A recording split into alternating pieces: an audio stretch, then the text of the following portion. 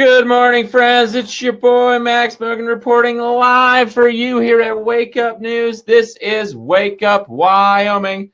Thank you so much for tuning in. We got a big show for you today. I can't believe we already even got some comments there on the video before it even posted.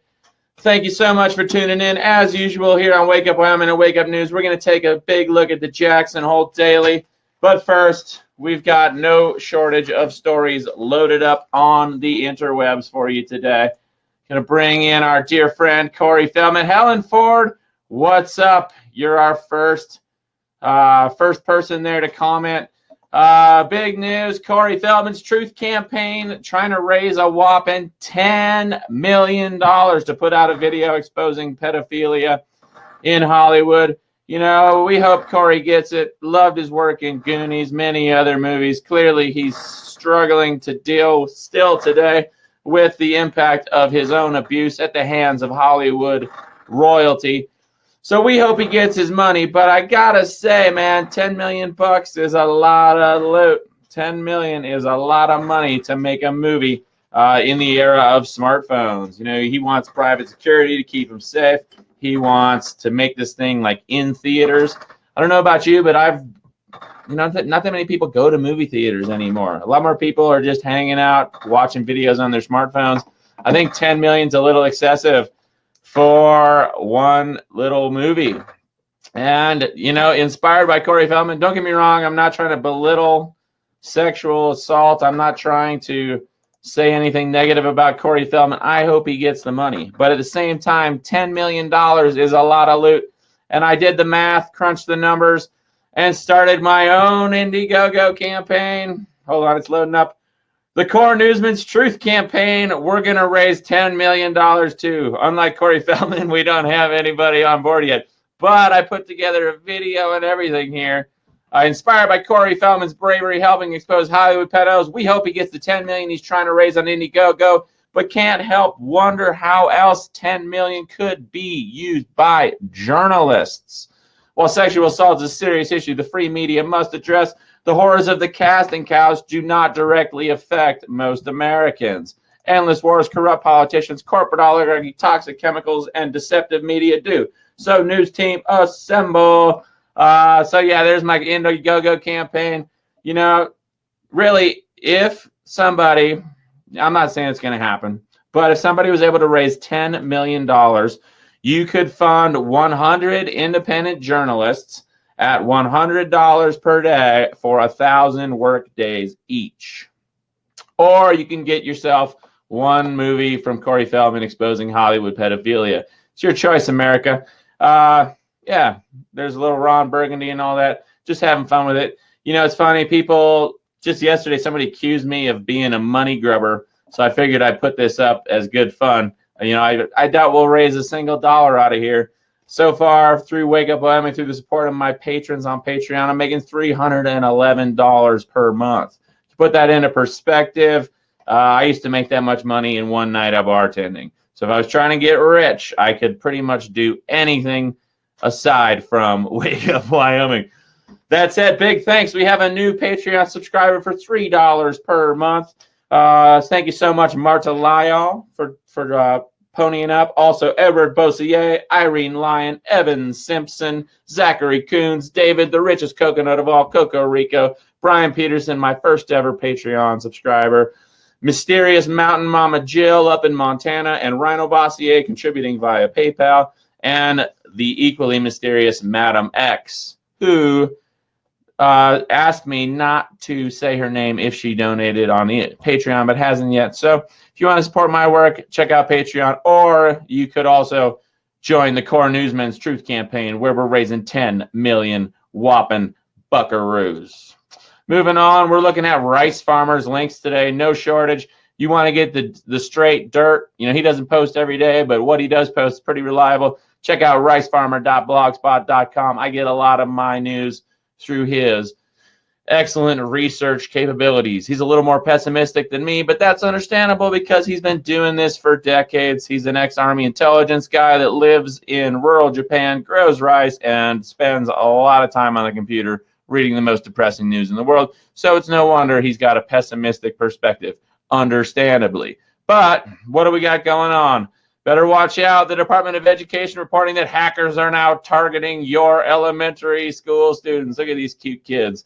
Feel bad for them. No one is safe from cyber attack, not even elementary school children. Recently, a hacking group called the Dark Overlord, known for hacking Netflix, has been linked to a series of attacks on school districts in 3 different states. Reports CNN. The Wall Street Journal reports that cyber thieves have attacked more than 3 dozen schools. So watch out, kids. They're coming after your test records. They're coming after your lunch money. Who knows what could be next? Moving on to a little more serious news.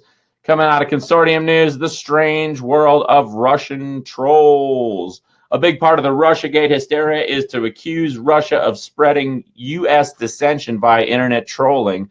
But that's just one more wild exaggeration among many, as William Bloom describes at Anti-Empire Report. The Russiagate story has fallen apart. Really, the whole Russiagate thing is a huge distraction, okay?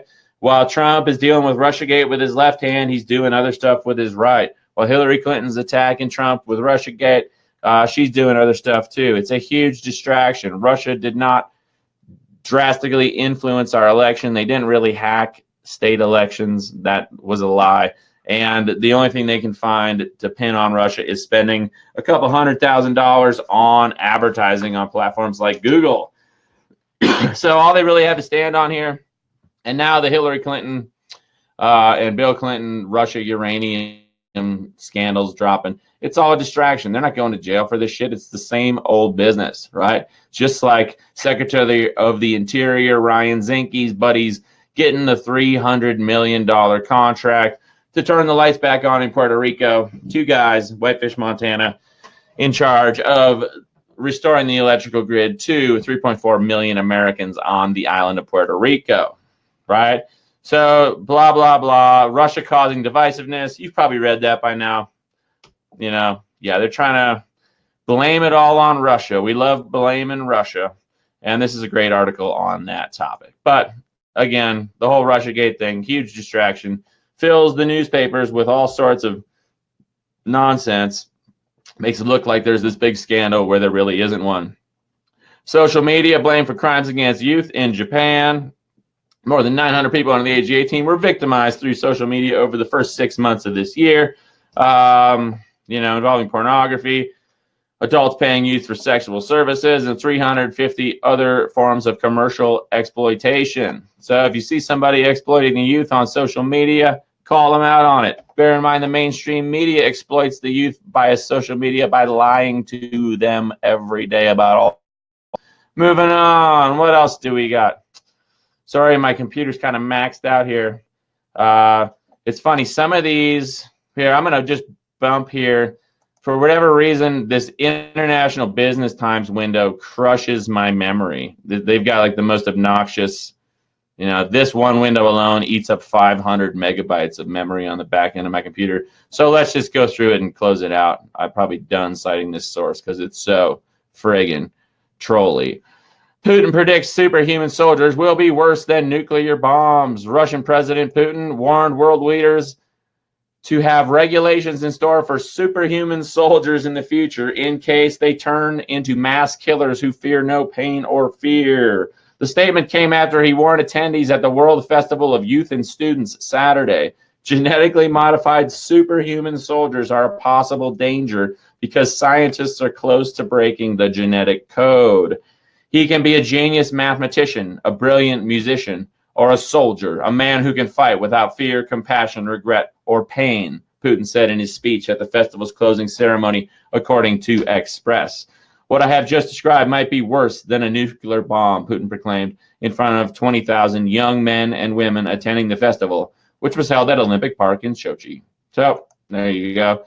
Goodbye, International Business Times. Thank you for gumming up my whole works here. I bet it's going to be a lot faster now. Let's see. This one out of Reuters. It's taking forever to load up. There we go. Apple sees its mobile devices as a platform for artificial intelligence. Okay, we're getting gummed up here. Sorry, the computer is stalling out on me. I'm closing that. But, arguably the smartphones, all the smartphones are how many people have these things, right? Utterly ridiculous. Man, sorry about all the lag, you guys. I don't know what's going on here today. I'm going to keep closing out windows as quick as I can because the computer doesn't like this many windows open. Sad news, the rate of self-harm among teen girls rose 68% from 2011 to 2014. That's stuff like cutting. Take care of your kids. We got this. Kids, you don't have to cut yourselves. Find someone to talk to. It'll all work out. No big surprise here. Coming out of the UPI, poverty does no favors for health. Brian Peterson chiming in there. Sorry, I missed the first 6 minutes. I was at my doctor getting a medical cannabis card. Right on, man. Minnesota's got the medical can. Being a relatively poor financial health when middle-aged or older appears to significantly increase the rate of developing a disability or dying early. No big surprise there. The observation stems from an analysis of data from the United States and England that drew links between wealth and health among almost 20,000 people aged 54 to 76. So it's a pretty big study. For example, over a 10-year period, Americans aged 54 to 64 who were in the lowest wealth bracket with financial holdings of $39,000 or less faced a 48% risk of developing a disability and 17% risk for dying prematurely, the investigators found. Okay, moving on. This is pretty wild. You're talking about financial instability and health. You know, our friends to the north, the Canadians, I love them. I love Canada. I love everything about Canada. But their economy is struggling too. And I want to show you these charts because this is pretty wild. Here is the ratio of household debt to income. Notice how it's dropped in the U.S. while it has continued to rise in Canada, right? Hourly wages in the U.S. here, this is in 2009. You can see the wages dropping substantially in the U.S. as the economy tanked out. And it happened in Canada too. But you'll notice U.S. wages are hovering higher. Canadian wages are back down where they were in 2011 when wages dropped out, right? Also pretty wild. Check out the housing prices in Canada versus the U.S. You can see on this chart quite clearly how housing prices dropped substantially in the U.S. when the economy tanked out in 2008, 2009, when the mortgage-backed securities bubble popped. But Canada just kept right on cruising along, and wow. You think we have a problem with overpriced rents, overpriced real estate in the U.S.? Looks like Canada's got it even worse than we do. And then this one, a real telltale graph too here, coming from our friends at Zero Hedge. The total Canadian loans secured against residential property, like refinance mortgages. In 2012, it was 250 billion Canadian dollars worth of loans secured against residential property. Now skyrocketing towards 320 million. Probably hit that already because these stats are from June 2017, several months ago. So that's a heads up there to our friends in the mighty North Canada. We love you, but watch out. All good things must end. We were just talking about being broke and that making you sick. Well, no big surprise here. According to Bloomberg, Americans are retiring later, dying sooner, and sicker in between. Perhaps that's because we're being poisoned with our food supply, with our water supply, with toxic chemicals sprayed out of airplanes, with toxic electromagnetic radiation from things like smartphones, cell towers, Wi-Fi, Gwen towers. The list goes on and on. U.S. life expectancy is declining. New calculations show. Oh, man, these darn websites, dude, they just hit you so hard with all their BS videos. It's like, no, I really don't want to watch your crappy video, Bloomberg. Sorry. The U.S. retirement age is rising as government pushes it higher and workers stay in careers longer. But lifespans aren't necessarily extending to offer equal time on the beach. Data released last week suggests Americans' health is declining, and millions of middle-aged workers face the prospect of shorter and less active retirement than their parents enjoyed. Here are the stats. The U.S. age-adjusted mortality rate, a measure of the number of deaths per year, rose 1.2% from 2014 to 2015, according to the Society of Actuaries. That's the first year-over-year increase since 2005, and only the second rise greater than 1% since 1980. Okay, this is the age-adjusted mortality rate of deaths per 100,000 people from 1980 to 2015. You can see it has been going down, but now since 2014, it's on the uptick. So I don't know. Well, let's keep reading. At the same time that Americans' life expectancy is stalling, public policy and career tracks mean millions of U.S. workers are waiting longer to call it quits. The age at which people can claim their full Social Security benefits is gradually moving up, from 65 to those retiring in 2002 to 67 in 2027. Almost 1 in 3 Americans aged 65 to 69 is still working, along with almost 1 in 5 in their early 70s. Americans over the age of 70, 20% working. Blah, blah, blah. Long story short, a lot of people are sick. There's a lot of reasons why. And a lot of people are broke. And being broke makes you sicker because stress and an unhealthy diet and working all the damn time makes you sick. Moving on. Speaking of people getting sick and dying, we'll save that one for a little later. Why are people sick? Well, one thing could be arsenic, plastics, and other toxins like lead and mercury and pharmaceutical drugs and fluoride in the drinking water. So please filter your water. Get a real good water filter. You can buy bottles of distilled water. You can buy jugs of water. But of course, it's very expensive. Probably better to get yourself a damn good water filter and religiously use it, my friends. Please, I'm begging you. Speaking of chemicals in the water, Prozac is polluting waterways, potentially impacting marine life. Okay, what about terrestrial human life?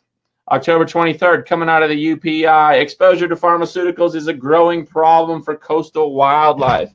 New research suggests the behavior of Oregon shore crabs is influenced by the antidepressant Prozac. In the lab, scientists from Portland State University exposed Oregon shore crab specimens to trace amounts of fluoxetine, the active ingredient in Prozac. Again, fluoxetine. What is that? Crabs exposed to the drug were more likely to forage, ignoring the threat of predators. Crabs exposed to fluoxetine also forage during the day when the crustaceans typically would be hiding. Okay, it sounds like these crabs on the Oregon coast are getting dumber from all this fluoxetine, right? They're just going to go out and eat, just eat. Oh, fuck it, it's daytime. I'm not afraid of getting caught by some predator. I'm just going to keep eating. Well, what is fluoxetine in Prozac? There's the chemical compound right there, fluoxetine. You see these 3 little yellow green bastards on the end? You know, that's a right-handed, left-handed molecule, little biochemistry for you here at Wake Up Wyoming. You can see these chains of carbon here. I think it's a hexane molecule. But what are these green little bastards at the end, right? What are these little things?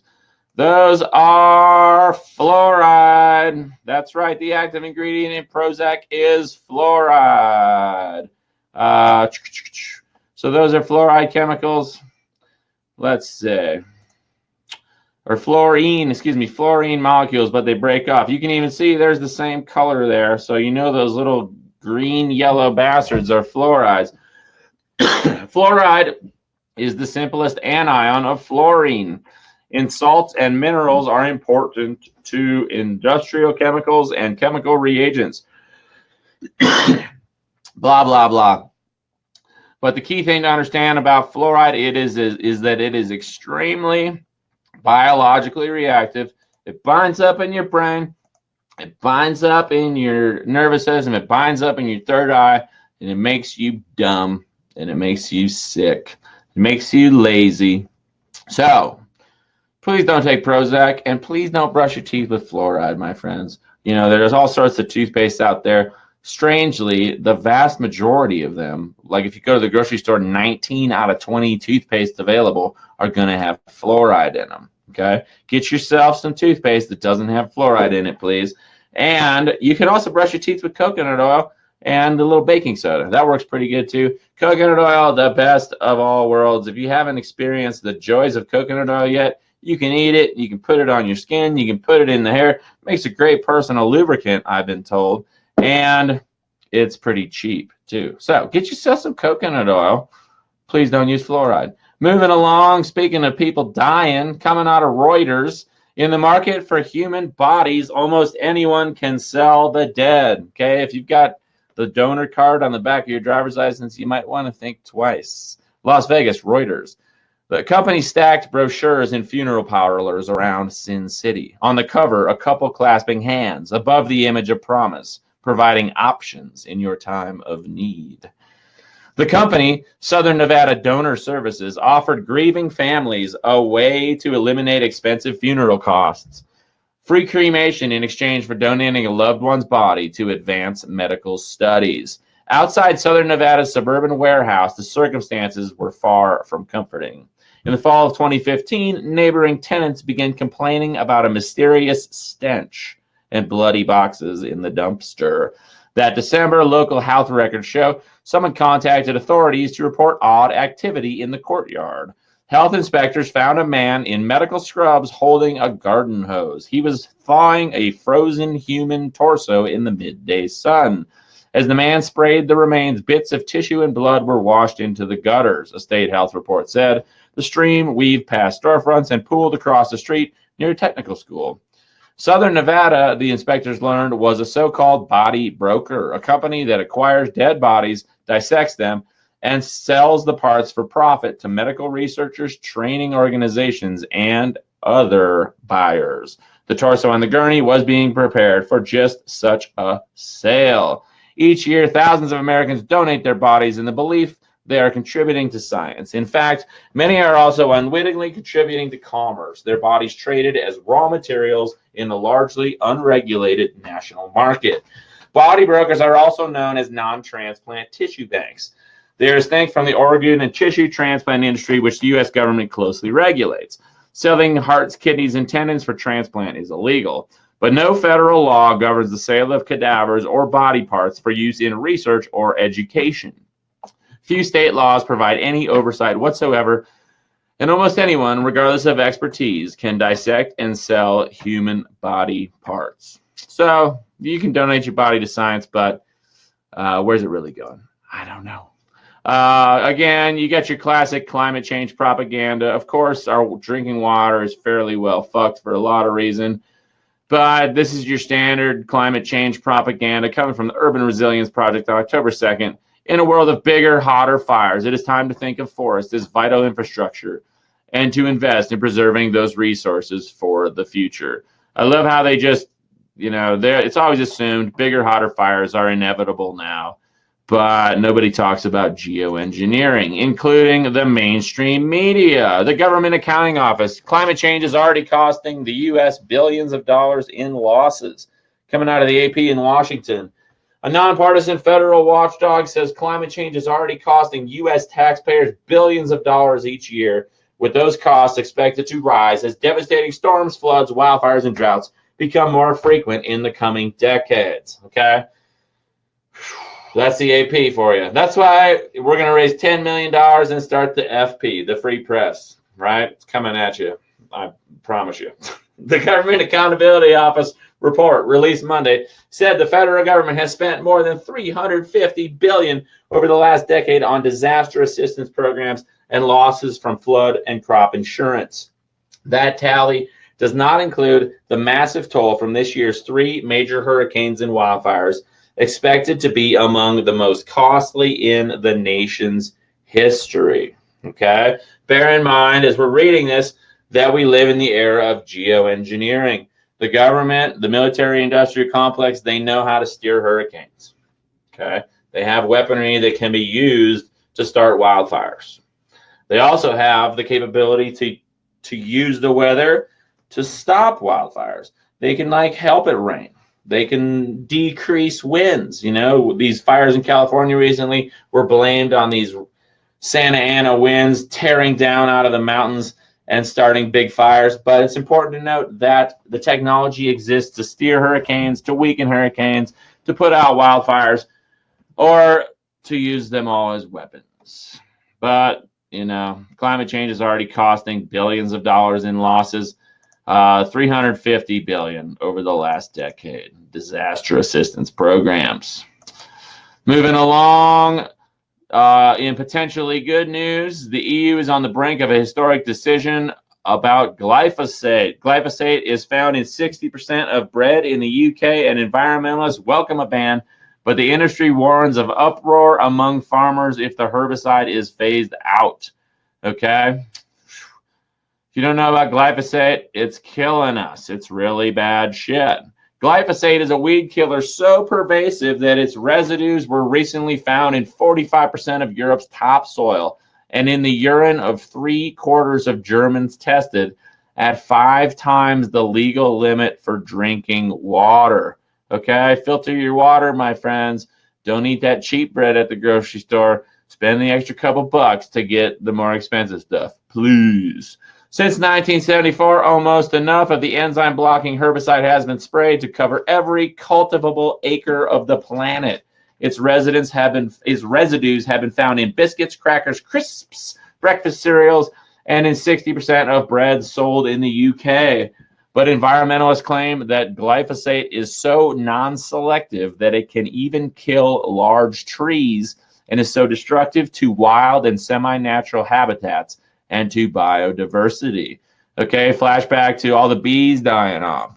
Flashback to the 76% decline in flying insects reported in nature preserves in Germany, right? Here in the U.S., we got plenty of glyphosate getting sprayed too. If you have this in your garage, please throw it away. Don't spray this on your lawn. Roundup's super nasty. If your neighbor's spraying it on their lawn, maybe say, hey, bud, maybe you shouldn't be spraying that. Because glyphosate kills. Okay, glyphosate kills. They do a little story. The mainstream media never calls it out completely, but you can see there's a lot of coverage here on the issue. It's a good article at The Guardian. And the key thing is we have alternatives to glyphosate. Glyphosate's used because it kills people. Moving along, New Zealand's beautiful new prime minister calls capitalism a blatant failure. I'm not going to go so far as to say that, but it's pretty cool to see somebody in such a high-profile power position, the leader of the country, calling out the corporatism, right? The corporate oligarchy. New Zealand's new prime minister called capitalism a blatant failure before citing levels of homelessness and low wages as evidence that the market has failed her country's poor. Jacinda Ardern, who is to become the nation's youngest leader since 1856, said measures used to gauge economic success have to change to take into account people's ability to actually have a meaningful life. The 37-year-old, wow, she's young, will take office next month after the populist New Zealand First Party agreed to form a center-left coalition with her Labour Party. They will be supported by the Liberal Greens. So if you needed any other reasons to move to New Zealand, that's a pretty good one. New Zealand seems to have their shit together, right on par with our friends up there in Scandinavia. In news of the weird and depressing, speaking of capitalism failing people, it is now 7 times more difficult to get a job as a flight attendant at Delta than it is to get into Harvard. This is true. As regular readers may recall, back in October 2010, the Atlanta-based carrier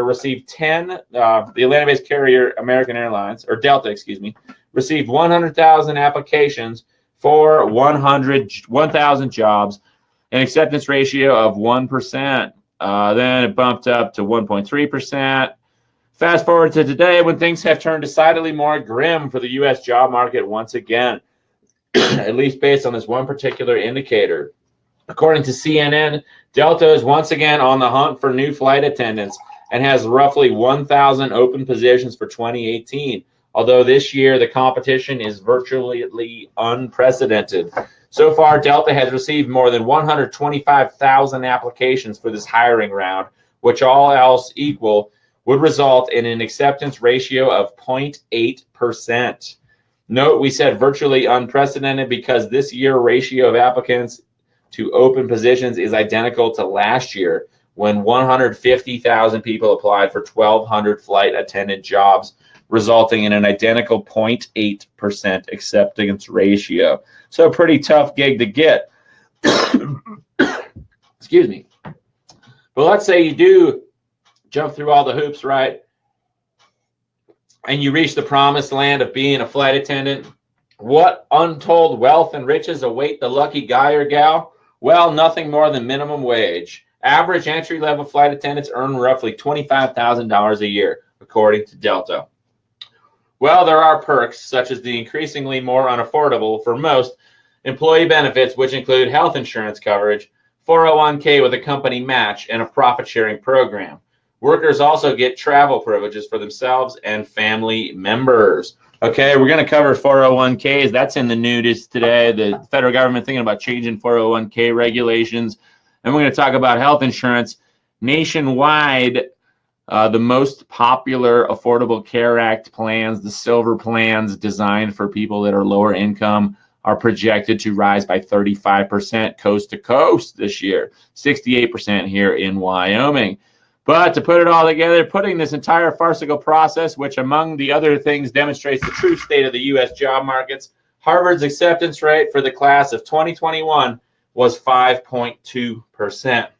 In other words, it is 6.5 times more easier to get into Harvard than to get a job at Delta as an attendant. And there is your job supply-demand reality in one snapshot. P.S. God, I love the guys at Geo's Edge. It is somewhat easier to get the desired job if one fits the following physical parameters. Yow. Flight attendants don't generally look like that, which is a shame.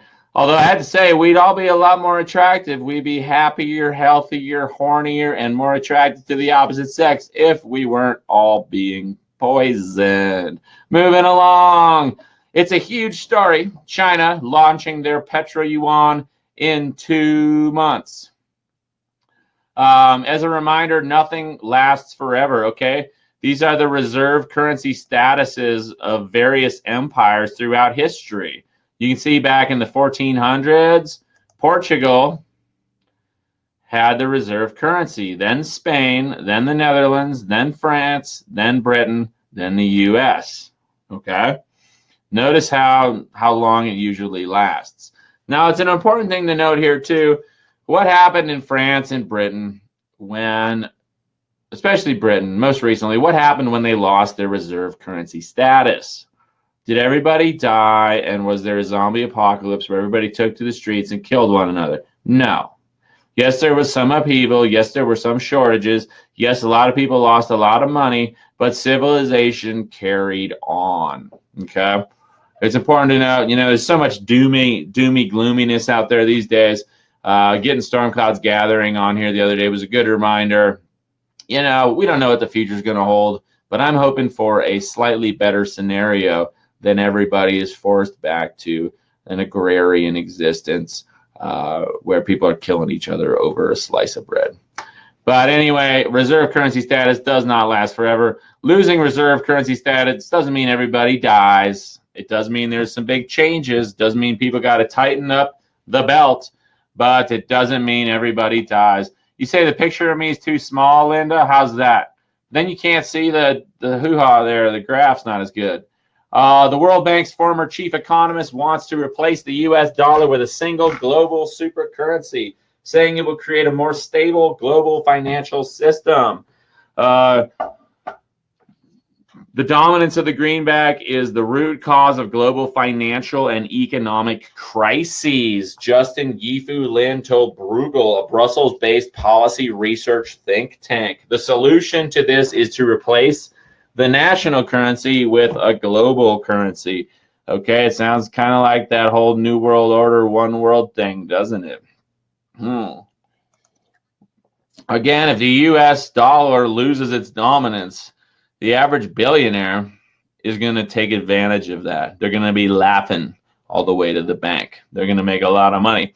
The average American worker is going to take it. But odds are we're not going to be killing each other in the streets. Instead, we're just going to be stuck working shittier jobs for decreasing wages, eating crappier, more poisonous food, and, you know, receiving less quality services like education and healthcare from the corporate oligarchy ruled government. Moving along. Speaking of currencies, the world reserve currencies, we keep an eye on cryptocurrencies here at Wake Up Wyoming because it's big news. Wall Street piles into cryptocurrencies. Others speak of the biggest scam ever. I'm going back like this because I want you to be able to read this one. This is coming from Wolf Street by Wolf Richter. I don't remember ever having seen crazier times of more pandemic proportions. It's the biggest scam ever. Such a huge, gigantic scam that's going to blow up in so many people's faces. It's far worse than anything I was ever doing, explained Jordan Belfort concerning ICOs, initial coin offerings of cryptocurrencies. The former penny stock broker portrayed by Leonardo DiCaprio in The Wolf of Wall Street should note he spent 22 months in the Who's Gal for securities fraud and money laundering. Just about anyone can call themselves a startup, make promises of future products or services, and sell digital tokens to raise funds. These digital tokens become tradable cryptocurrencies. Buyers do not receive any ownership of the startup, which is what traditional startup investors get, right? You buy into a cryptocurrency, you receive the currency. You don't own stock in the company. Instead, they're usually promised something in the future, such as free access to the service once available. It doesn't really matter what the promises are because people buy the tokens to get rich. You know, speculation, hoping it's going to go up, hoping that they're getting into the hottest cryptocurrency on the ground floor. ICOs are not regulated and anything goes. So far this year, there have been 202 ICOs that have raised just over $3 billion, according to the Financial Times. Including those ICOs, there are now about 1,000 cryptocurrencies with a total market capitalization of around 170 billion from Bitcoin on down. Okay, Bitcoin's market capitalization is about 100 billion right now. I think a little higher than that. A few months ago, it was 70. Bitcoin has gone from $2,000 to $4,000, back to $2,000, up to $6,000. It's all over the place. Hundreds of other cryptocurrencies have fizzled. Their value has evaporated and trading activity has died. Whoever brought them has now become the end user of a useless digital token. Okay? We're told cryptocurrencies are the solution. A lot of people think they are. I'm on the fence. I'd rather have money in my pocket. I'd rather have gold and silver buried in my backyard than a bunch of ones and zeros stored on a computer screens or stored in computer hard drives all over the world, right? Cryptocurrencies are here to stay. We can't prevent them. Maybe they're a good thing, but I know that the governments and the big financial fraudsters are licking their chops when they think about cryptocurrencies. Charles Hugh Smith chiming in of 2minds.com. Brilliant man here. Sunday, October 22nd. Telling us why governments will not ban Bitcoin. Those who see governments banning ownership of Bitcoin are ignoring the political power and influence of those who are snapping up most of Bitcoin. To really understand an asset, we have to examine not just the asset itself, but who owns it and who can afford to own it. These attributes will illuminate the political and financial power wielded by the owners of the asset class. And once we know what sort of political financial power is in the hands of those owning the asset class, we can predict the limits of political restrictions that can be imposed on that ownership. As an example, consider home ownership. Home ownership topped out in 2004 when over 69% of American households owned a residence. Owned is in quotes because many of these households had no actual equity in the house once the housing bubble popped. The rate of home ownership has declined to 63%, which is still roughly 2/3 of all households. Clearly, homeowners constitute a powerful political force. Any politico seeking to impose restrictions or additional taxes on homeowners has to be careful not to rouse this supermajority into political action. But raw numbers of owners of an asset class are only one measure of political power. Since ours is a pay-to-play form of representational democracy in which wealth buys political influence via campaign contributions, philanthrocapitalism, revolving doors between political office and lucrative corporate positions, etc., wealth casts the votes that count. I am always amused when essayists claim the government will do whatever benefits the government most. While this is broadly true, this ignores the reality that wealthy individuals and corporations own the processes of government. Okay, we can't stress that enough here at Wake Up Wyoming. Brilliant coverage there, Charles Hugh Smith of twominds.com. Again, I'm not opposed to Bitcoin, but if you think that it's going to save us from the financial elites and the government they own, I don't know if it will. And I also don't know what happens when the power goes out, or what happens if somebody hacks Bitcoin. You know, people say it can't be hacked, but the thing about, you know, there's not really pure anonymity in Bitcoin, right? We've been documenting that here at Wake Up Wyoming. The IRS has been monitoring Bitcoin transactions since 2015, okay? People have a record of this. They're figuring it out. But the one thing that's important to understand about cryptocurrencies, let's say, hypothetically, that somebody hacked into my personal computer and got into my Bitcoin wallet and transferred my funds out. Okay, let's say they stole my Bitcoins. There's no way for me to know who took the money. Okay, think about that.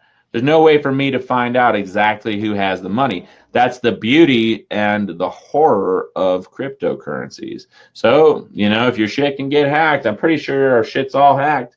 You got to keep a close eye on it, and, you know, play the crypto markets at your own risk. Keep a real close eye on it and diversify. Moving along, speaking of, wow, we're about oil now. So Aramco CEO warns of imminent oil supply crunch coming from our friends at Oil Price. Interestingly, this is the Saudis, Saudi Aramco, the big Saudi, you know, one of the largest oil companies in the world. This is what they're saying to us, giving us a good excuse for why oil prices might go up soon. As much as US $1 trillion of investments has either been deferred or canceled with the lower for longer oil prices, right? Prices have been low. So oil companies haven't been investing in new infrastructure, and this underinvestment will impact the future of energy. Amin Nasser, the chief executive of Saudi Aramco, said on Tuesday. Okay, long story short, so they're saying they're not investing that much, and the price is going to go up because people aren't going to produce as much. You know, this harkens back to the Saudi oil embargoes, the OPEC oil embargoes of the 1970s. It reminds me of when the economy crashed in 2008, 2009, right after gas prices mysteriously spiked up to $4.50, $5 a gallon. Everybody remember that? You know, when I was a kid in high school, 1998, when I got my driver's license, I could get a gallon of gas for 89 cents. Then in 2008, less than 10 years later, or 10 years later exactly, 2009 too, is friggin' $5 a gallon. That's inflation, folks. So if we see gas prices spike, what's that going to do to the economy? Well, that'll affect it drastically. Speaking of oil, looking at our friends in Venezuela, you know, they've been suffering from sanctions. Mainstream media coming after them. Venezuela obviously very dependent on oil exports to keep their economy humming along as they're experiencing, well, it's not humming along, it's in shambles because they've experienced massive hyperinflation there. Now they got another problem to deal with, oil quality issues. The next few weeks for Venezuela will be crucial as it could struggle to meet a huge stack of debt payments. Reports for the nation's oil production is experiencing deteriorating quality, raises a new cause for concern for the crumbling South American nation. It goes on and on. The oil soiled with high levels of water, salt, or metals that can cause problems for refineries. It's a troubling situation for an oil company already suffering from a steep drop in output. Okay, the quality problem is very much related to the country's economic crisis. Without cash, the oil company is struggling to obtain the proper chemicals to treat its oil or pay for equipment and upkeep to maintain quality. As a result, they've had to shut down operations, throttle back on production. We're refitting chemical injection points, recoupling pumps and storage tanks, one worker told Reuters, but without chemicals, we can't do anything. Okay.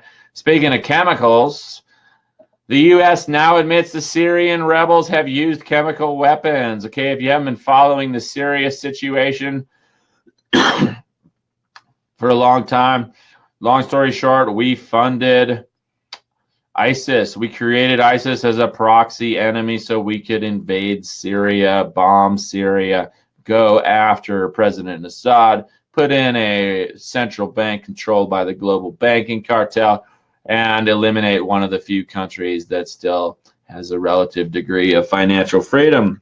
It's all part of that whole New World Order push for a global currency. I don't know if it's going to happen. I know it's not going to be the US dollar for very much longer, but I don't know when that's going to happen. But this is a good read at Zero Hedge. You know, the U.S. openly admitting that the rebels used chemical weapons. Of course, they were always blaming that on Assad. Vice News, kind of late to the party here. Nick Turse, October 25th. You know, I don't really cite Vice. I don't think they're too reputable, but it's funny. They're like, breaking news. The U.S. military conducting secret missions all over Africa. That's something we've known for a long time. U.S. troops now conducting 3,500 exercising programs and engagements per year, an average of nearly 10 missions per day on the African continent.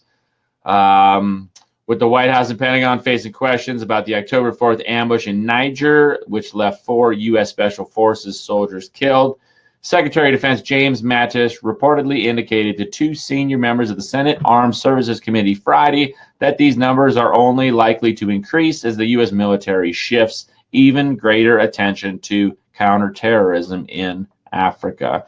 Counterterrorism is a doublespeak way of saying corporate empire building, right? Corporatist empire building. They want Africa's resources. They want control of Africa. They want less Africans there. Senators stunned to learn that the U.S. has 1,000 troops in Niger, coming from our friends at Anti-War. No big surprise there that they do things without congressional oversight, right? Congress is supposed to have the power to wage war, but we haven't really technically declared war for a very long time in this country due to some funny little loopholes in the system. This harkens back in 1974 when senators were stunned to learn that the U.S. had been using cloud seeding as a weapon over Vietnam since 1964 through a tightly controlled covert program called Operation Popeye, right? When even the members of Congress don't know what the military-industrial complex is doing, how the heck can they effectively govern our civilization? Answer is they can't, and that's why we need direct democracy. We need a system where every human being votes on every issue on their little cute smartphones, just like that, right? Should we invade Syria? No. Should healthcare costs be through the roof every year consistently? No. Should we feed people poisonous food? No. The list goes on and on. It's too simple. That's why they don't want it. Too uncontrollable to have anarchy where people vote with their phones. Moving on to Russia and China news. The Russia-China tandem changes the world. The West's persistent demonization of Russia over the past decade has pushed Moscow into a de facto alliance with China, changing the geopolitical landscape in ways that U.S. pundits still won't admit, writes Gilbert Doctorow. Okay.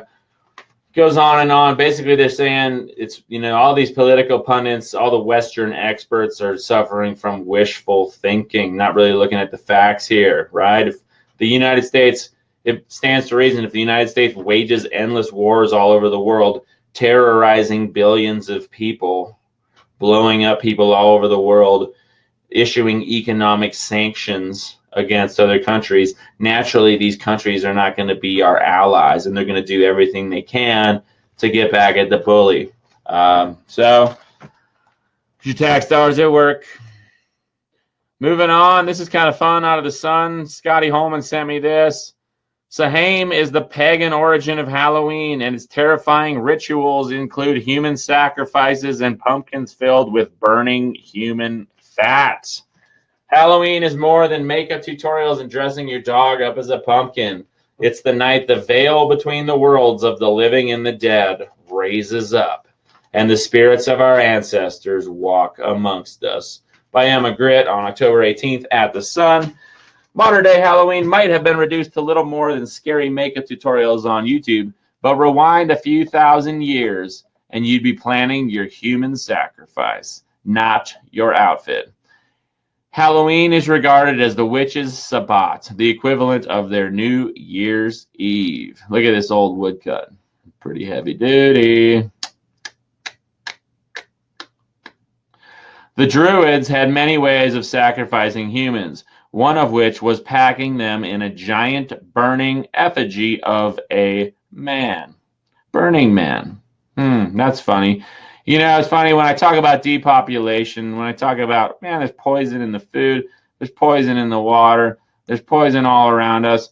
People have short memories. They don't remember human sacrifice, right? Governments have been sacrificing humans to war. Corporations have been sacrificing humans to war blatantly, overtly for the last, I don't know, thousands of years. And before that, there were religious, when religion was the be-all, end-all, most powerful force in civilization, people were sacrificing humans in giant burning effigies, okay? It shouldn't really come as a big surprise to anybody that in an era where a corporate oligarchy rules the world, run by a bunch of creepers like the pedos in Hollywood, what are they going to do with all of Kissinger's worthless eaters? What are they going to do with all the uncontrollable humans, right? What are they going to do with all the people that they can't provide jobs for because they've automated? They got the self-driving car. They've got artificial intelligence. They've got machines to build their toys, got machines to build their mansions and their jet boats and their private jets and all their crap. They don't need so many people. Well, what do you do when you got too many people? You have yourself a Burning Man ceremony. Blah, blah, blah. It goes on and on. Some cool old images here at the Sun. Fear-mongering, fear porn, but at the same time, there's some truth to it. Why do we celebrate Halloween? I don't know. And on that point, we are on to the Jackson Hole Daily. Don't get me wrong, I love Halloween. My favorite costumes I've ever had, I was the Golden Shower one year, and another year I was Drildo. So, pretty fun stuff. Thank you all for tuning in. Sorry I've been neglecting the comments so profusely here today. I'm going to type it in there. Wyoming. This is Wake Up Wyoming for you here at Wake Up News. Thank you so much for tuning in. Siobhan Blaschek saying, haha, what are they going to do? Well said on depopulation. You know what I'm saying there? You know what I'm saying? It's like people look at you like you're crazy when you bring up the notion that maybe there might be a depopulation agenda on the planet. Perhaps. When the media and academia and the governments are all warning us about climate change continually, telling us it's all our fault. And you can go back decades, overpopulation has been an issue for decades. My older brother, when he was in 8th grade, wrote a research paper about overpopulation because it was an issue back then. And, it's covered in the mainstream media. It's covered in academia. And what do you do when the planet's overpopulated? Well, you kill a bunch of people, and that sucks. Michael Shane and Kerry Patrick likes my hat. Yeah, bro, that's my Dina Fit hat. You like backcountry skiing, get yourself some Dina Fit, the best. Hands down, the best. Great way to stay active in the winter months. Get out there and ski. Looking at the daily for Thursday, October 26, 2017, 70% advertising, 20% fluff, 10% actual news. But what else is new? People not putting their trash away has resulted in a bear getting killed in town. I guess that's what happens when you bring a bunch of rich people that work remotely at their Silicon Valley tech jobs from their mansions in Jackson Hole, and you know they're too busy fiddling around the computers instead of putting their trash cans away. Naturally, the bears are going to take a hit. So it sucks to see bears dying in town due to people's negligence. Toxins in widespread use won't get review. Of course, you got asbestos. Let's blame Trump. Coming out of Billings, Montana. Spurred by the chemical industry, President Trump's administration is retreating from a congressionally mandated review of some of the most dangerous chemicals in public use. Millions of tons of asbestos, flame retardants, and other toxins in homes, offices, and industrial plants across the United States. Instead of following President Barack Obama's proposal to look at chemicals already in widespread use that result in some of the most common exposures, the new administration wants to limit the review to products still being manufactured and entering the workplace. Okay, the big one they talk about here is asbestos. I thought asbestos was regulated, but apparently I was wrong. It's funny, though. The key thing here is it's always blame Trump. Blame Trump. Blame Trump. You know, the Trump administration did that. The Trump administration did this.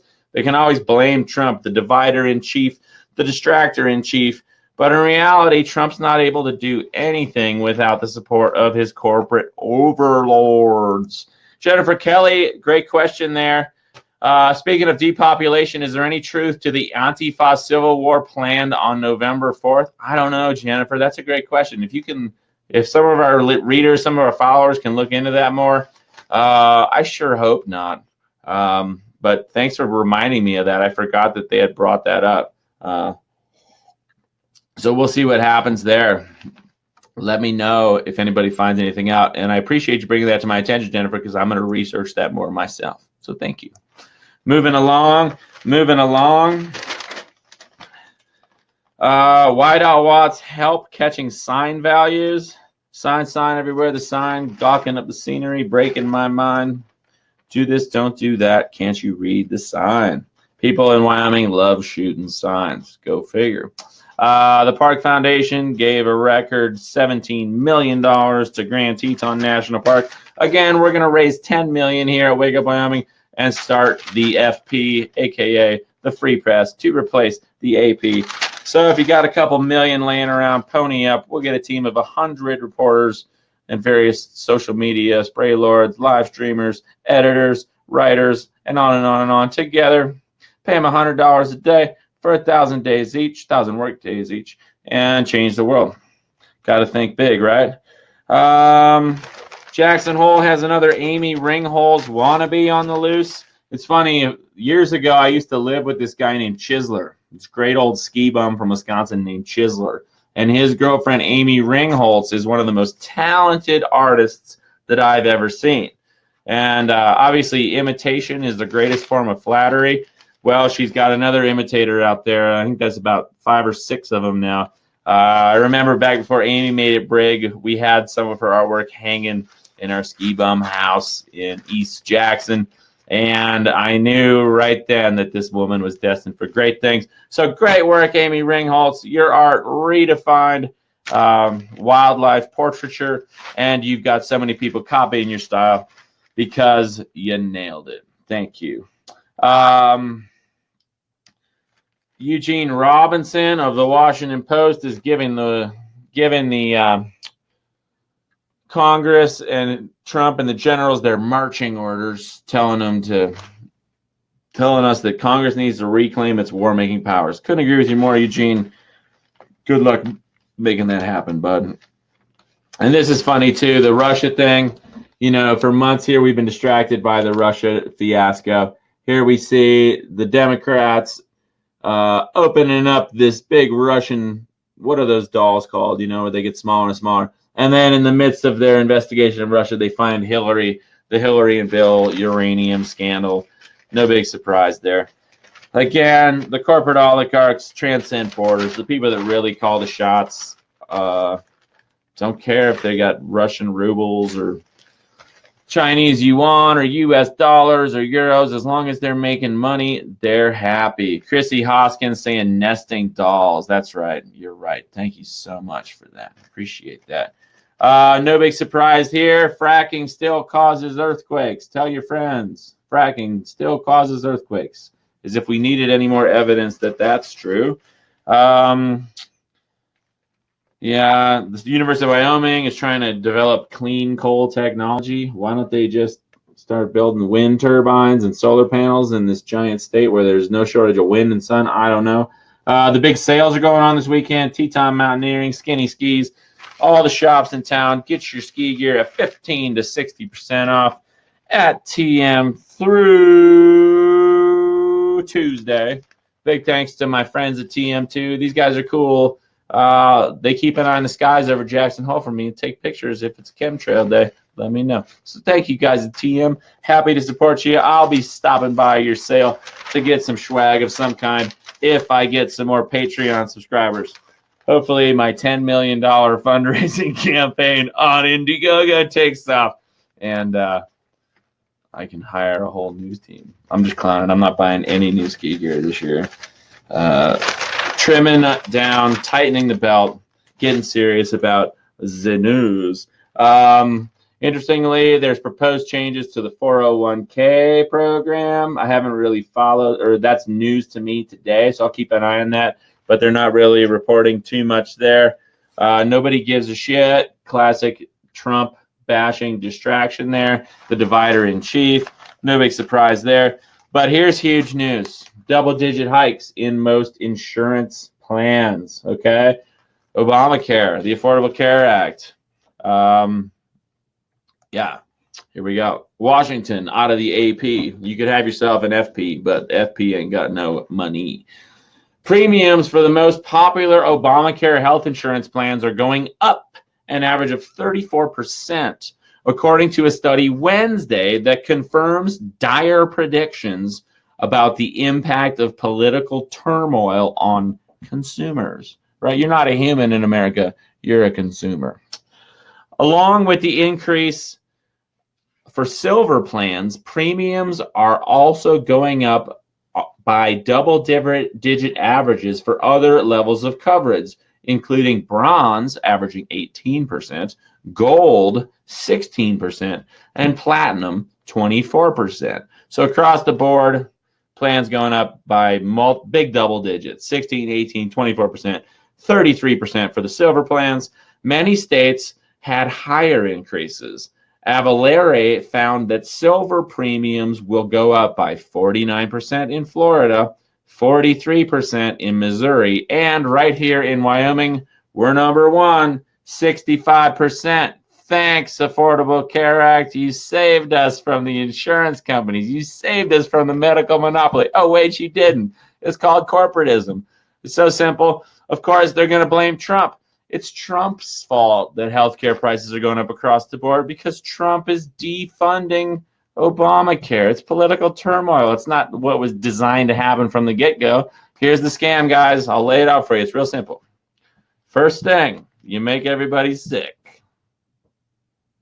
Second thing, you charge them a shitload to try to stay healthy or even alive.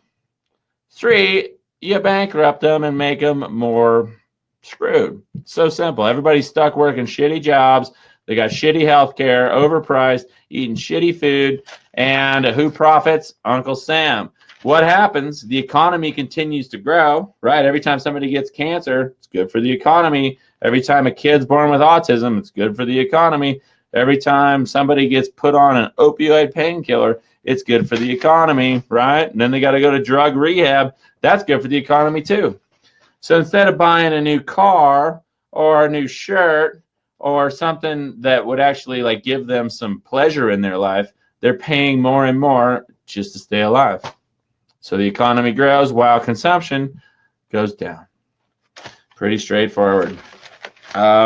So, yeah, my mama told me you better shop around when it comes to health insurance. And if you don't shop around for health insurance, well, you're going to get fined a whole shitload of money in your taxes. So, I don't know. I don't know what the right solution is there, but it's like the frogs in the boiling water. It's sad to see. A lot of fluff, no shortage of advertising. That's good to see. Lots of people trying to make money.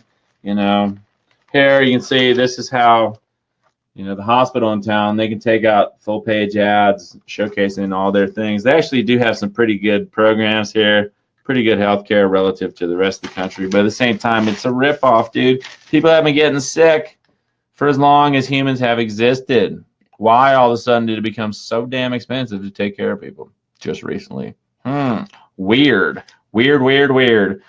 Mark Gurika saying, I love this class today. Thanks, Teach. Mark, you're welcome, bro. Thanks for tuning in. Sorry for preaching. Big news from former President Joe Biden. He hasn't decided if he's going to run for president in 2020, but he's decided that he's not going to decide not to run. Got it? So Biden leaving us with a cliffhanger there.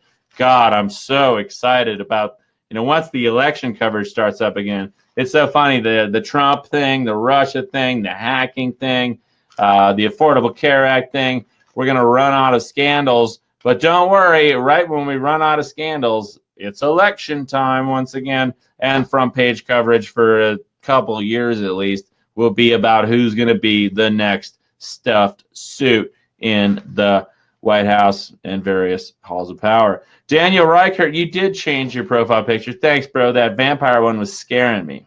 This looks a lot more friendly and nice. So thank you, Daniel. I appreciate that. But, you know, you're free to do whatever you want. I was just saying that vampire, ooh, scary. Maybe he changed it when he found out what Halloween was really all about. Human sacrifice. Moving along. Trump, JFK disclosure. We'll see what happens there. Today's the day. Are they going to release the docs? How heavily redacted are they going to be? Are we going to finally find out who pulled the trigger on JFK? I think it was George H.W. Bush myself. At least he was involved. But we don't got time to get into that. It happened a long time ago. JFK was trying to save us country, and he got shot for it. There's a lesson there. If I ever died from some horrible gunshot or people say I committed suicide, rest assured I did not. Okay, I can tell you that right now. I'm not ever going to kill myself. So take that to the bank. Moving on to business news. Again, I don't want to overinflate my own sense of importance there, but if we do raise $10 million through the FP initiative, we got 60 days. I don't know, maybe I would be in a position of power. Really funny Dilbert today. I love Dilbert. Get your Dilbert on there. I've noticed that whenever I get a tweet from an anonymous troll, you're using your phone. He responds, that sounds like confirmation bias. Boss says, his name is Coffee Six Hairs. Now you just sound crazy. Love me some Dilbert. Thank you, Dilbert. It's usually the only funny cartoon in there. Fats Domino died. Ain't that a shame? My tears fell like rain. Ain't that a shame? You're the one to blame, you Leos. We're going to get into horoscopes pretty quick here, but not yet because we got to see what else is going on. A lot of fluffy stuff. They're still making ski porn movies. It's like, how many times can you make the same friggin' movie over and over and over again to paint the ski industry? Let's get a little creative, guys. Come on. Creativity. This is actually kind of a cool story here. I don't know much, you know. Of course, they're going to cover 9/11 a little, but they never mentioned the fact that it was an inside job perpetuated by our government to unleash an endless war of terror around the world. So rad. We had Richard Gage on the program yesterday, but this story actually got me thinking a little. This is kind of cool. You know, we talk about like relocalized agriculture, knowing where your food came from, connecting people with farmers. Well, the folks at Cargill, which is obviously a big agribusiness conglomerate, are testing traceable turkeys for Thanksgiving. Turkey farmer Daryl Glazer buys his Thanksgiving bird at the local grocery store, just like most folks. But this Thanksgiving season, the Texas producer will be able to find out where the honeysuckle white turkey he puts into his shopping cart was raised. and even know if it's one of the birds from his own Milam County farm. Turkey buyers in select Texas markets will be able to either text or enter on the Honeysuckle White website the code found on the tag on the packaged bird to find out where it was raised and get information about the farm's location, view farm photos, and read the farmer's message. What traceability does is just allow us to connect with the consumer, Glazer said. And I think over time there has been a disconnect. People have kind of lost where their food comes from, and this is a way to reestablish that line of communication. Okay, that's actually kind of cool. Like, think about it. If you went into the grocery store, you got your covert tracking and irradiation device, your self-monitoring and recording technology smartphone. But let's say you see some eggs and you got a QR code scanner. Bing! You see, oh, these eggs came from here. And here's the farm, and they got a gajillion goddamn chickens living in this hellhole, eating a bunch of crap, so I'm not going to buy these eggs. You know what I'm saying? That'd be pretty sweet if you could use your self-monitoring and recording irradiation technology, your smartphone, to get you some more information about the food that you're buying. Got classifieds again. Tons of pages of jobs. If you want a job, come on out to Wyoming. No shortage of jobs, but good luck finding a place to live. In news of the weird, we got a couple fun articles today, so I'm going to get into that. A 450-pound seal was removed from a runway in Alaska. That's huge news. Got to get that in there, guys. You know, as the world burns, there's a seal taking a nap on a runway in Alaska.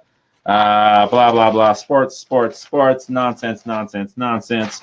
Fluffity, fluff, fluff. I lost my scopes. That's what I'm really hunting for, because I know y'all would ditch me in a heartbeat if I didn't get all scoped out for you. Where's my scopes? It's the problem with the newspaper, too. There's my scopes. All right. But news, weirdness in brief. You know, I like a little weirdness in my life. New York City. Whatever. This is stupid. You didn't want to read this. This is dumb. Under the Department of baby cries push the same buttons in mothers' brains. Duh. Crying babies push the same buttons in their mother's brains, no matter what their culture is, a new study suggests. The research found that mothers in 11 countries tend to react the same way to their bawling baby, by picking up and talking to the baby, and that the way mothers respond seems to be programmed into their brain circuit. No shit, right? Thanks for the big update there, mainstream media. Didn't know that one yet. Didn't really realize the whole human capacity for language and the maternal instincts to love your infant. So thanks for clearing that up for us with the new study suggesting as such. People are getting tired of all my bullshit here. So, people want to start a commune. I don't want to start a commune, Linda. But I will say, if people are independent, they want to take care of themselves, and they want to move to Wyoming, I might be able to help you get your foot on the ground. But don't expect me to, like, wear a white robe and baptize you in the Snake River and, tell you to, like, tithe for me or anything. Although I am trying to raise $10 million, so pony up. But in all seriousness, let's get into the scopes. Chrissy Hoskins, looking for Aries. Let's get you going there, scopes. I know that y'all are just here for the scopes. Aries, 4-star day. You'll want to rethink an assumption, as it might not hold true once it's been examined. That's true. Curb a tendency to be excessive. Consider revamping some of your plans. You could be overly serious. Good news comes forward if you relax and don't push. Tonight, be responsible. Right, even if the scopes are not accurate, even if it's a bunch of bullshit, at least they get you thinking a little bit. It's like, yeah, be responsible. Hey, that's good. That's a good idea. I'll do that today. Brian Peterson, my first Patreon subscriber, who believed in me when no one else did. I love you, Brian. I hope you're doing great. Hope all is well there in Minnesota. I'm going to get you the Aries, bro. Thank you so much. 4-star day. You'll want to rethink an assumption, as it might not hold true once it's been examined. Wait, I already read Aries. Sorry. So there you go, Brian. Sorry, I get so excited seeing you. You already got Aries. Jay Scott Nor looking for Pisces. Coming at you, Jay. 5-star day for you, Jay. Let's see. Emphasize what you want and expect in a meeting with an associate. You might want to choose a more relaxed atmosphere for a discussion. Share your thoughts over lunch in a relaxed setting. You will hear the information that you desire. Tonight, meet up with friends. Linda Hatchett likes the community idea. I mean, if y'all want to start a commune, fine, but like I told a few people, I'm kind of too busy like reading the news to run like a cult. You know what I'm saying? But like I said, Wyoming's a good place. Granted, the climate's cold. It's cold as shit here in the wintertime. So it's not the best place to like grow a bunch of food. It's not the best place to necessarily be totally self-sufficient. But there are a lot of billionaires around here that got a whole boatload of money, and they're still going to have a whole boatload of money even after the U.S. dollar collapses. So I don't know. I don't know exactly what's happening, but I do know I love it here in Wyoming. I'm not going anywhere. I might go traveling. You know, unless they like have like a crackdown where journalists are getting killed in the streets, then I might disappear from Wyoming. But until then, I'll probably stick it out. Mark Gurica, looking for Sagittarius, coming at you, Mark. Talking about a 4-star day, bro. Attempt to be responsible, but don't become overly serious. This is a reoccurring theme here in the scopes today, right? If we get too serious about the news, it can make us miserable. But responsible things to do is try to stay aware and informed. You sometimes have difficulty staying lighthearted when dealing with obligations. You could feel uncomfortable with what comes up for you when trying to change this pattern. Tonight, Mark, your instincts are right on. What else do we got here? Can we pay extra for that? For what? The commune or what? Jason Krojek, what's up, brother, to you? Taurus, please. April Boso. I'm a Taurus, too. A couple bulls in the China shop. Maybe that's why we don't always get along. Plus, we're having 3-star days, bro. You hear news that makes you want to change some plans. Go beyond the obvious. Excessiveness and overindulgence could mark your day. I've definitely overindulged in the friggin' news today. A serious conversation will help you understand a financial decision. Find an expert if need be. Tonight, accept an invitation. Okay, sounds good to me. Angie Eagle, love seeing you here. As always, looking for the cancer, but not the kind they give you with the glyphosate. 4-star day for you, Angie. Defer to others and find out what is going on with them. You have been in your head and not as aware as you usually are. Your creativity soars to an unprecedented level. A loved one dominates your thoughts. Make plans to get together with this person tonight. Ever playful. I've already done Sag, so you got that, Dustin Kelly. Thank you so much for tuning in. Matthew Kehoe, you got the Sag too. So I read that one. Good to see you both again. Thank you, gentlemen. I salute you. I salute you. Jennifer Kelly, the Leo. Oh, I'm always wary of you lions, especially when you're wearing those fake dog noses and ears that just drive me crazy. You're having a 3-star day, you lioness. You have a lot to do, Jennifer. Understand what is motivating others. Do not be excessive in your actions or statements. Just focus on what you must do. Be more sensitive when dealing with a family member. Good news comes forward if you remain open. Tonight, happy at home. Thank you so much. Gio Folds, what's up? Good to see you again, Gio. Great to see some reoccurring audience members here. So you got the Leo already. Daniel Boone, longtime descendant of the original Daniel Boone, the Davy Crockett of our show here today. Looking for the Pisces. You're having a 5-star, Mr. Boone. Emphasize what you want and expect in a meeting with an associate. You might want to choose a more relaxed atmosphere for a discussion. Share your thoughts over lunch in a relaxed setting. You will hear the information that you desire. Tonight, Daniel Boone, meet up with friends. Always a good idea. All hail Brian, please. Good man, no doubt. Brian Peterson, my first Patreon subscriber. Jerry Ann Durbin Fairman, I already read the Sag, so hopefully you caught it. If not, Brian, yeah, sorry, man. I get forgetful. You know, after talking my brains out for about an hour and a half or however long this show is usually, you know, it is what it is. April Boso, good to see you laughing. J. Scott North, thank you. Linda Hatchett, not a cult. I know, Linda. I'm just clowning around. We're not starting a cult out here in Wyoming. That movie Only the Brave the other day, along with Geostorm, took in the double feature. Northern Arizona is beautiful. My older brother lives down in Phoenix. I couldn't get down with Phoenix, that's for sure. But Northern Arizona is a very beautiful spot. No doubt about that. Siobhan telling me to come to Scotland. It's empty. Yeah, it's true. Scotland's a cool place too. William Wallace is my boy. Mark Gurika, I'm glad I pronounced your name right. We are way underrated. You got that right, Krisky. Kim Washburn looking for Virgo. Here we go, Kim. You are having a 4-star day. By the way, Zachary Coons, the founder of Wake Up News, who's ponied up $6 per month to my Patreon page. Thank you, Zachary, for everything. He's a Virgo, too. So let's get into this for you, Kim. 4 stars. Your personal life could be affecting your work life more than normal, or vice versa. Refuse to let a loved one's mood influence you. Recognize your limits. Let go of hassles and return to your more practical yet creative approach. Tonight, only where you can enjoy yourself.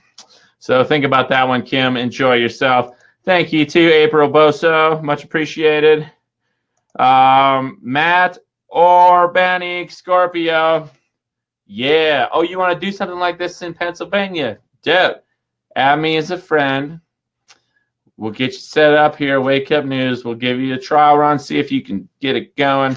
Do some practicing. Get your live stream going. And if you want to do it, we can make that happen. We're trying to. Wouldn't it be cool if we had, like, visualize this?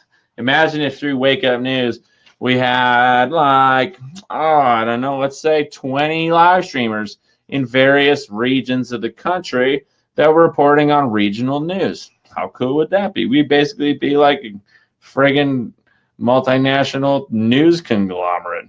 And we'd all play off each other. We'd all share sources. We'd all figure stuff out. That's why I'm trying to raise $10 million for the Free Press. I know it ain't happening, but I'm kind of just having some fun with the Corey Feldman campaign. Matt Urbanic, Scorps coming at you, bro. 4-star day for you.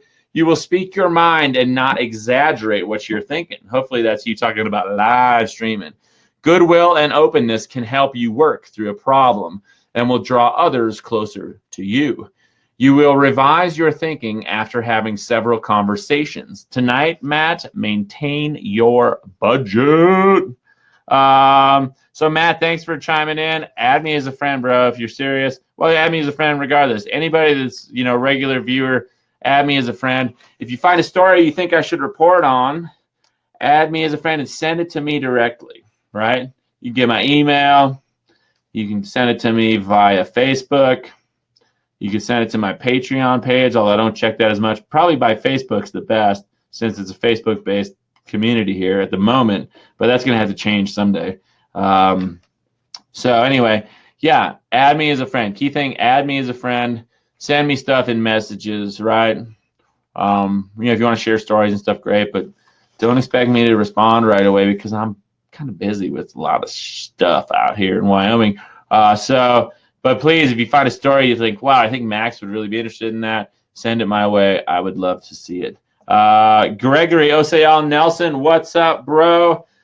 Capricorn coming at you, Gregory. If you're not familiar with Gregory's work, check him out. He is, well, he can describe it better than me, but long story short, he is tied in with the royalty of Tibet, helping raise awareness of their struggle to regain sovereignty of the Tibetan country from the Chinese. So check out Gregory's work. Check out his page, Gregory Oisal. Is that how you say it, Gregory?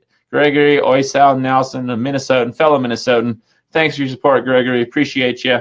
Capricorn coming at you, 4-star day. Your personality melts barriers when you relax and open up. When you are strict, you become difficult to approach. A child could be fearful of you. Make a conscious choice to display your softer side more often. Relax more with others. Tonight, Gregory, go for what you want. Got it. Jerry Wallace looking for Scorpio. Sorry, I'm falling behind in the comments here. Did I already read Scorpio? I'll read it again since it's you, Jerry. Love you being here. Oh, you got a scary Halloween profile picture now, too. I guess that's cool.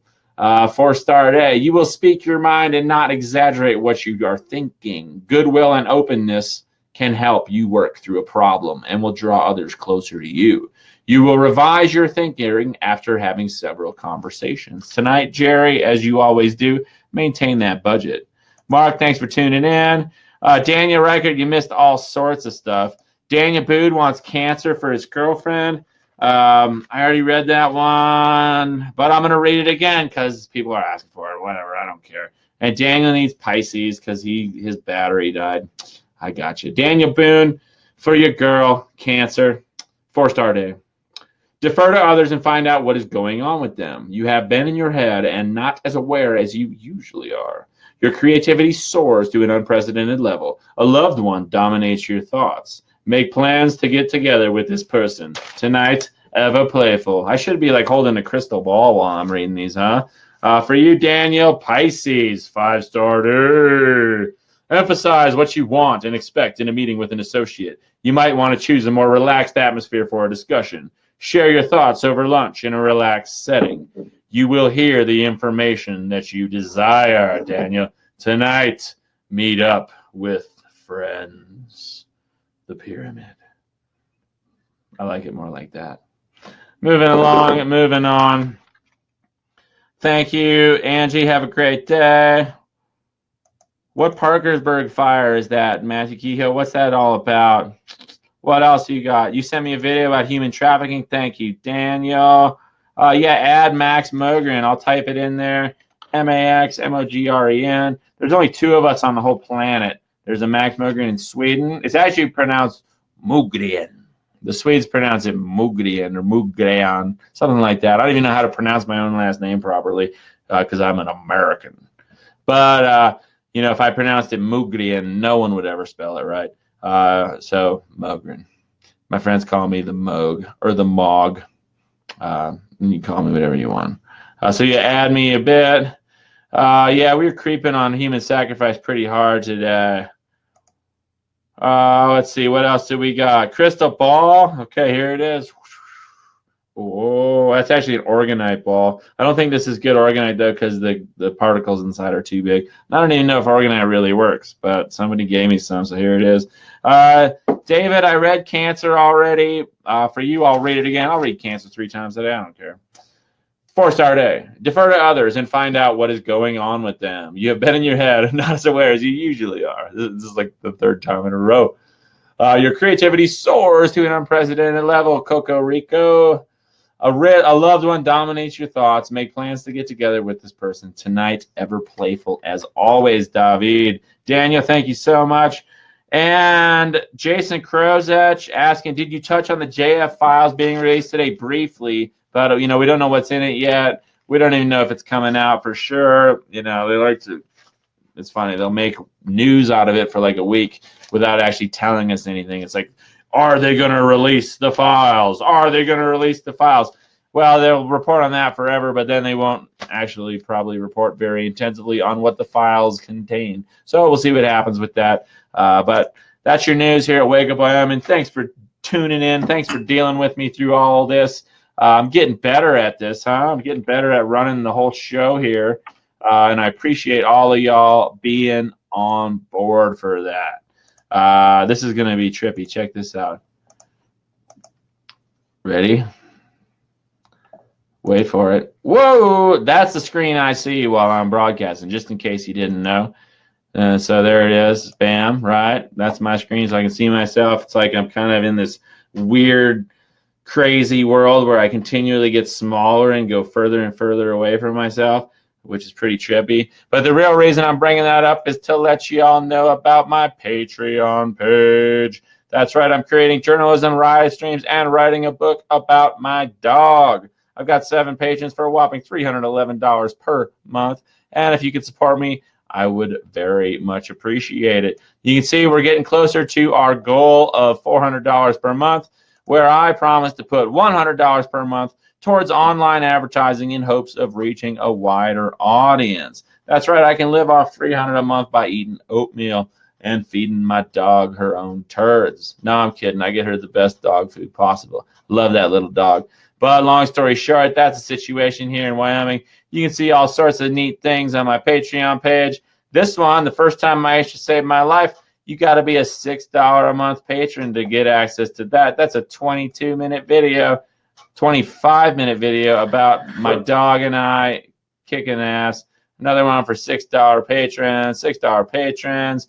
I don't think this road trip's going to happen, though, because the Comanche's kind of fucked up, and I don't got no money to fix it.